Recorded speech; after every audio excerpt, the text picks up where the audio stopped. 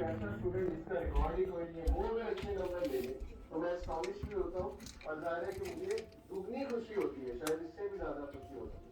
तो एक perfectly make sense. Okay, तो ये एस्टॉनिशमेंट के बारे में, अल्लाह की एस्टॉनिशमेंट, अल्लाह कहती है कि रब एस्टॉनिश होता है। इसीलिए अल्लाह ने अपनी आयत पर लिखवाया ना कि वेरी माई कंपैशन ओवरकम्स माई रैथ, बेशक मेरी जो नरमी है या मेरा जो कंपैशन है, मेरी जो मोहब्बत है, मेरी जो मर्सी है, वो मेरे गुस्से पर हावी है, वो मेरे गज़ब पर हावी है।